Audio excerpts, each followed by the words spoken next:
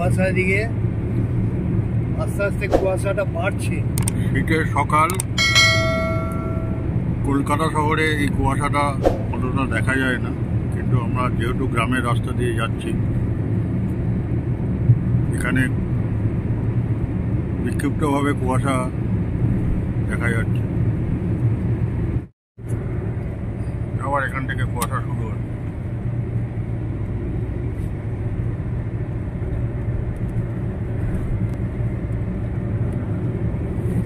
পুরো কুয়াশা।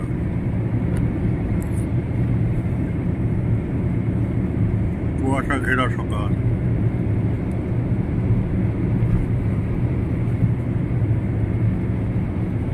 আমরা এখন চায়ের বিরতি নিয়েছি দেউলিয়া নামক একটি জায়গায়। চা পানি খেয়ে আমরা বেরিয়েছি চারটের সময়, ভোর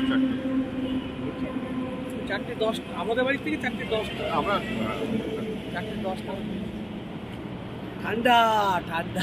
এখানে বোঝাই যায় না, এখানে বোঝা যাচ্ছে ঠান্ডাটা অনেকটাই। এই দিকটা এলে ঠান্ডাটা উপভোগ করা যাবে, কতটা ঠান্ডা। কলকাতায় তো আমরা ঠান্ডা সেই রকম পাইনি। যাই হোক, চাটা খাওয়া হলো, এবার টিফিন হবে। টিফিন এগিয়ে আরো কিছুটা এগিয়ে যাই, তারপরে টিফিন হবে। হ্যাঁ, আপাতত ভাই 3:30 যখন বেরোই তখন কোনো কুয়াশা ছিল না। আস্তে আস্তে যত ভোর হয়েছে, ভোরের পরে এখন মোটামুটি 6:30 বাজে, কুয়াশা এদিকে ভরে গেছে। সঙ্গে তো ভীষণ ঠান্ডা। হ্যাঁ, আমাদের কলকাতায় এরকম ঠান্ডা নেই। এরকম ঠান্ডা নেই। এখন আমরা বুঝতে পারছি যে এখানে কতটা ঠান্ডা পড়ে গেছে। প্রচুর ঠান্ডা। চা খেতে নেমেছিলাম, কাঁপছি সবাই মিলে।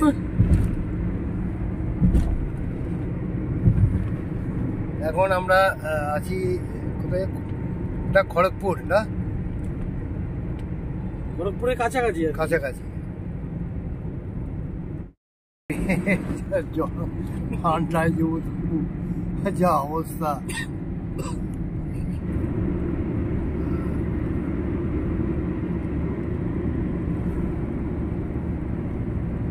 আমরা এসে গেছি এটা জানো?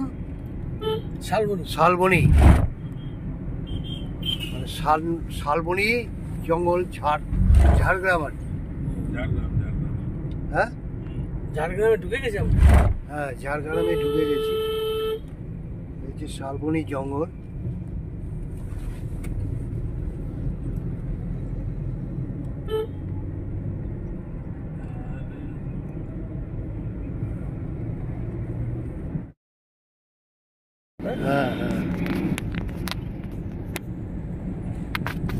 হ্যাঁ, ঝাড়গ্রাম জামবনি জঙ্গল,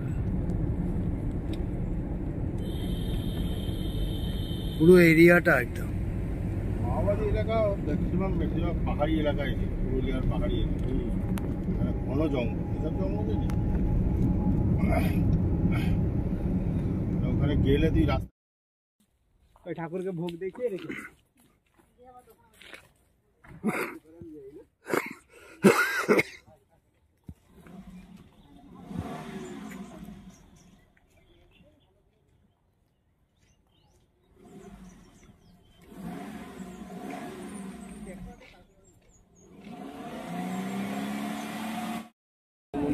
হ্যাঁ, এই মন্দির প্রায় 500 বছর আগেকার।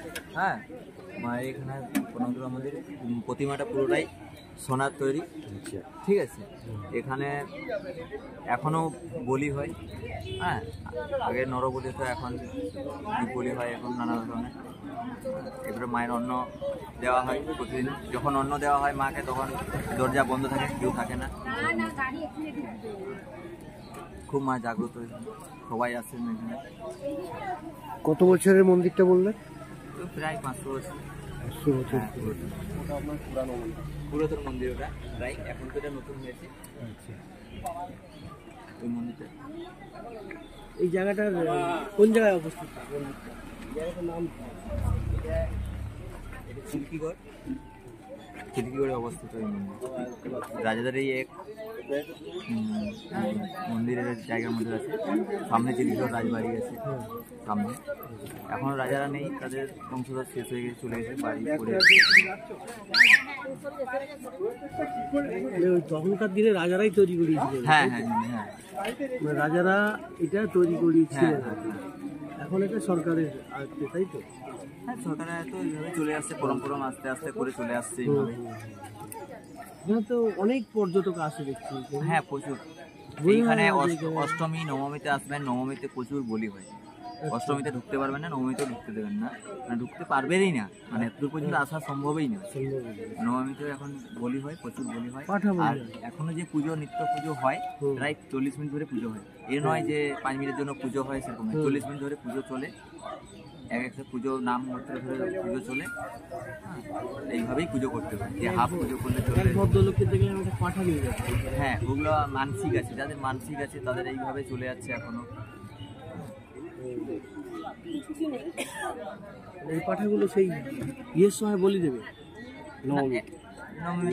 এখন যাদের আছে মানসিক শোধ করতে এসছে এই সময়, তারা মানসিক শোধ করে দিল।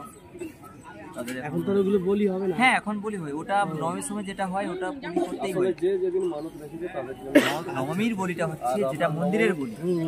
নবমীর বলিটা হচ্ছে মহিষ বলি, ওখানে 30টা 40টা 50টা মহিষ বলি এখনো হয়। এখনো হয়, নবমীর দিনে সেটা হয়। আরে বাবা, এখনো যে অস্ত্রটা আছে একবারই বলি হয়, একবারই কম মারে, একবারই এই মাথাটা সে বলি দেয় কে? সে আছে, হ্যাঁ এখানেরই আছে, সেই অস্ত্রটা মায়ের মন্দিরের ওখানেই রাখা আছে। তো অতগুলো যে মহিষ বলি দেয় সেগুলো দিয়ে কি করে? মহিষগুলো দিয়ে মহিষগুলো ধরুন যাদের মানসিক আছে, এরপরে আদিম মানুষ যাদের, তাদেরকে ওটা দিয়ে দেয়। এবারে কেউ ধরুন আপনার মানসিক আছে, আপনি তো ওটা তো আর নিয়ে না, কাউকে আপনাকে দিয়ে দিতে হবে মায়ের প্রসাদ। সেই প্রসাদ দিলে তাদেরকে তার খাওয়া দাওয়ার আয়োজনে যা খরচাপাতি সব কিছু বহন করতে হবে আপনাকে। আচ্ছা আচ্ছা, ওটা আপনার যখন বলি হয়ে যাচ্ছে না, ওটা আপনার পোশাক হিসাবে চলে যাচ্ছে। তখন ওটা আপনার ওই যেগুলো আপনার কোল আদিবাসী যারা আদিবাসী আদিম যারা আছে তারা নিয়ে চলে যায়। ওটা আবার তারা আবার ওটা আবার খাওয়া দাওয়া এমনি তো ওরা খাবে না। এবারে কি হয়, এখন তো প্রচলন, এখন কি হয়, আগে তো যুদ্ধ হতো, আগে নরবলি হতো, এখন নরবলি, এখন দ্বীপে তো হত্যা করে একটা অন্যভাবে চলে এসছে তো, তাই এখন কি করে, এখন 5-10টা করে বাকি কাঠ টান কেটে ছেড়ে দেয়। ও আচ্ছা, কিছুটা দেয় আর কিছু এখন অতগুলো বলি দিলে তাদেরকে নিয়ে যাওয়ার একটা পাঠা নিয়ে যাচ্ছে। হ্যাঁ মানসিক আছে না দেখলে বলিটা দিতে পারবে না। কবে বলি দেবে? এটা বলি দেবে? হ্যাঁ পুজো দিয়ে বলি হবে। ও আচ্ছা, এটা ওই বাইরে যে চালা করা আছে দেখবেন, ওখানে একটা করা আছে, ওই বড় চালাটা তো? হ্যাঁ ওখানে দেখবেন যেন ওখানে ইয়ে করা আছে, ওখানে মাথাটা ঢুকিয়ে করে যাবে। আজকেই হবে, যেটা আজকে নিয়ে এসছে এটা আজকেই হবে। ও এটা হচ্ছে ঝাড়গ্রামে কনক দুর্গার মন্দির। এখানে মা দুর্গা আছেন, পুরো জঙ্গল এরিয়ার মধ্যে, শালবনী জঙ্গল পেরিয়ে সেই এরিয়ারে ভেতরে।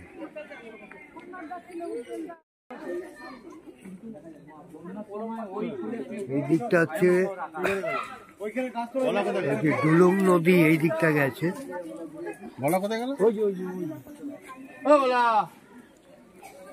সেই দিয়ে নেমে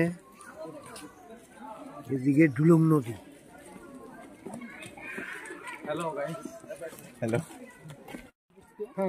আমরা এখন আছি ঝাড়গ্রামের একটা জায়গায়, কনক দুর্গা মন্দির। এই মন্দিরের অনেক পুরনো ইতিহাস আছে। আমরা যে জায়গায় ডুলুং নদীর উদ্দেশ্যে, একসময় এখানে নদীটা এই পর্যন্ত ছিল, কিন্তু আস্তে আস্তে আস্তে সেটা দূরে সরে গেছে, কেননা এখানে নদীর ঘাট এখানে বর্তমান।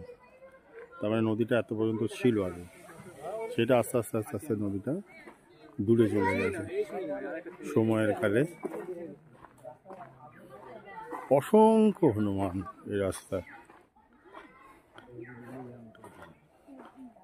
মা হনুমান, বাচ্চা হনুমান, বাবা হনুমান, সবই বিদ্যমান।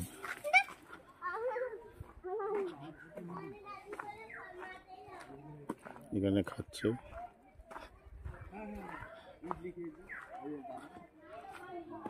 অসংখ্য হনুমান এখানে আছে। এই ডুলুং নদী।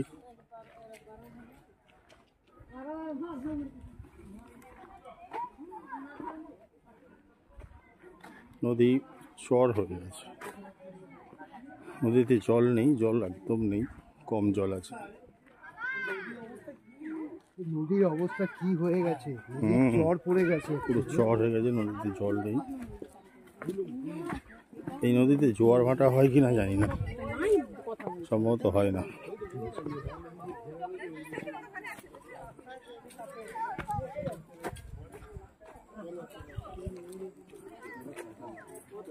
এখানে নদী পিকনিক স্পট হয়, জোয়ার ভাটা হয়, জোয়ার ভাটা হয়। এখানে একটা পিকনিক স্পটও, এটা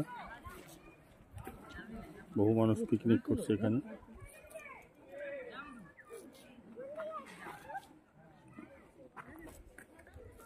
ওরা কি করছে, মাছ ধরছে নাকি?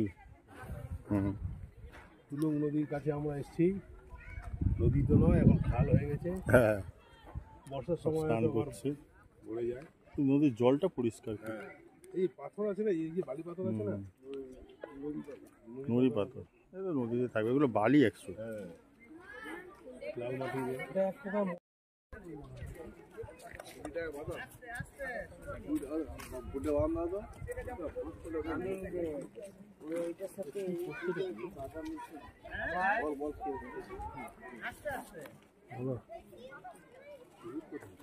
তুলে দিলাম না এখনো পর্যন্ত, হাই এভরিওয়ান, দেবো এবার তুলে দেবো। ডুলুং নদীর মধ্যে বর্তমানে রয়েছি। হ্যাঁ, এই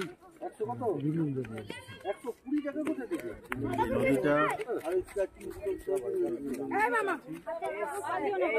নদীটার নাম গ্রাম্য পরিবেশ এখন কার সাথে কানেক্ট? ঘাটশিলা যে নদী, ঘাটশিলা নদীর সাথে এটা কানেক্ট।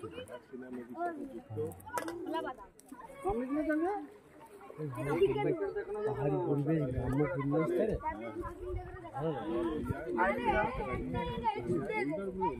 হ্যাঁ,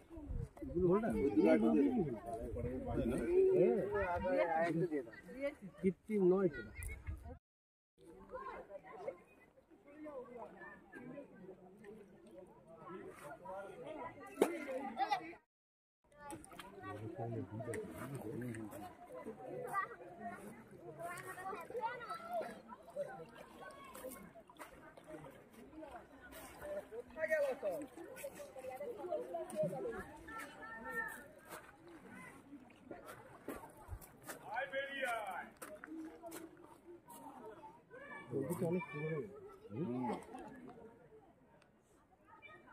অনেক জঙ্গলে ফাঁক দিয়ে দিয়ে গেছে নদী।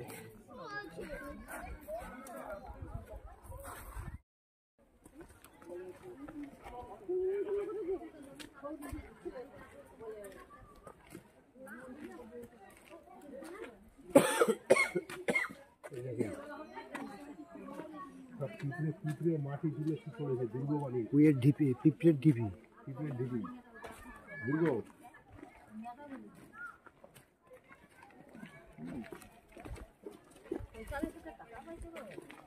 ঘন, হ্যাঁ, বলেছি ঘন জঙ্গল এখানে। এখানে শিবু সোরেন থাকতো এই জঙ্গলে, বলতে না ছত্রদার মাহাতো।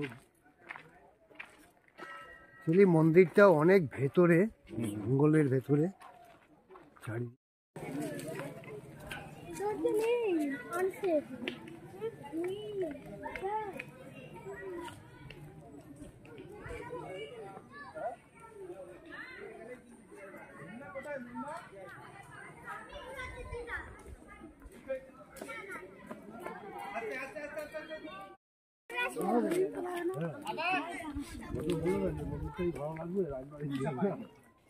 পেলাম না, তাহলে বোঝা যেত, জানা যেত।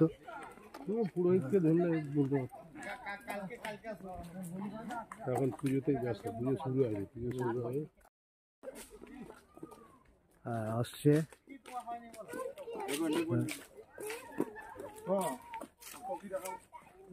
ওইটা হবে না, ওইটা হবে না, কামড়াই দিবে মনে নেই কেন যাবে না, কামড়াই দিবে।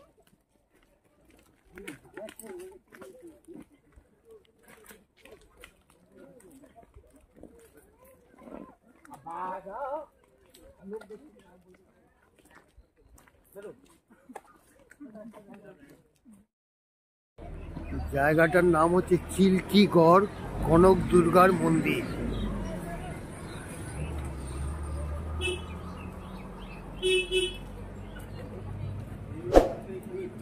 এটা অফিস।